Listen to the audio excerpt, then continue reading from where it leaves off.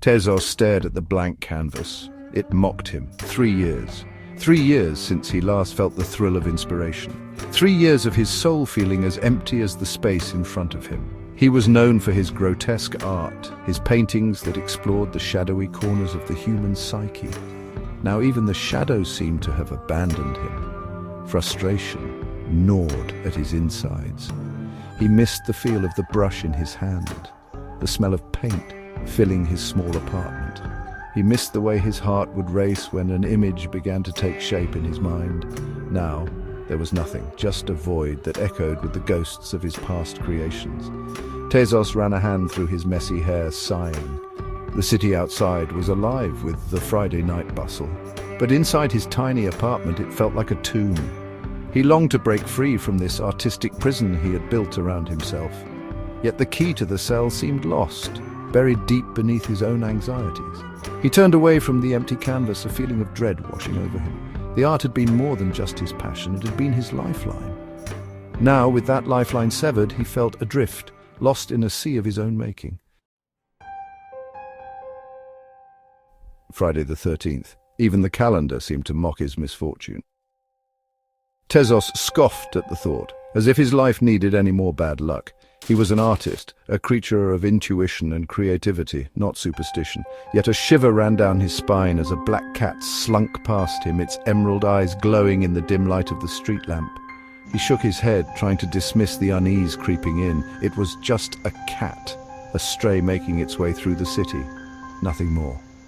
He walked on, his footsteps echoing on the pavement, each step heavy with a growing sense of despair. Another black cat crossed his path, this one darting out from a doorway. Tezos stopped, his heart pounding in his chest. He couldn't explain the sudden surge of fear, the irrational dread that gripped him. He chided himself for letting such silly superstitions get to him. He was a man of logic and reason. Weren't artists supposed to be above such things? He tried to ignore the unease gnawing at his insides, the whispers of bad omens swirling in his mind. It was just a coincidence. 2 cats, both black, nothing more. He needed to focus on finding his way back to his art, not getting lost in the labyrinth of superstition. A low growl caught his attention. Tezos stopped, his eyes drawn to a pair of glowing eyes staring at him from the shadows of an alleyway. A third black cat, larger than the others, sat watching him, its tail swishing slowly back and forth. This was no ordinary stray.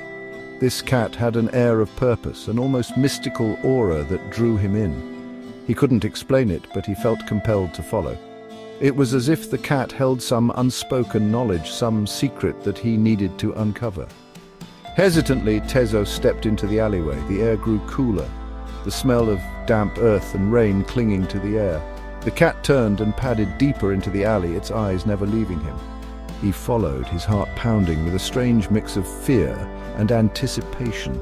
The alley opened into a small hidden courtyard, bathed in the silvery light of the full moon. A scene of breathtaking beauty unfolded before him. The courtyard was overgrown with vines and flowers, a secret garden hidden amidst the urban sprawl. In the center stood an ancient oak tree, its branches reaching towards the heavens like gnarled fingers. And perched on a branch, bathed in the ethereal glow of the moon, was a solitary black cat. Its silhouette was a stark contrast against the luminous orb. The sight was so striking, so unexpectedly magical, that Tezos felt his breath catch in his throat. It was as if the universe had unveiled a hidden masterpiece just for him. Inspiration, long dormant, roared back to life within him. His fingers itched for a brush, his mind awash with images. He saw the cat, a creature of darkness, bathed in the celestial light of the moon.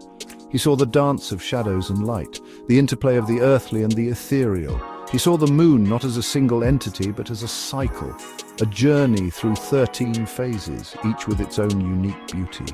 He rushed back to his apartment, the empty canvas no longer a source of dread, but a blank slate upon which to capture the visions swirling in his mind.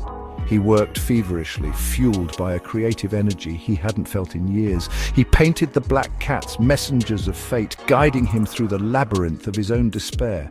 He painted the moon in its 13 phases, each a testament to the cyclical nature of life, of death and rebirth. His new collection, 13 Phases of the Moon, was unlike anything he had ever created. It was raw, powerful, and infused with a newfound sense of hope and wonder. The art world took notice. Critics hailed him as a visionary, a master of light and shadow. His work resonated with people, touching a chord deep within their souls. Tezos had found his muse, not in the expected, but in the embrace of the unknown. He had stared into the abyss of his own creative despair and emerged, reborn, under the watchful gaze of the moon and the guidance of 13 black cats. The experience had changed him, reminding him that even in the darkest of nights, there is always the promise of dawn, the hope of a new beginning.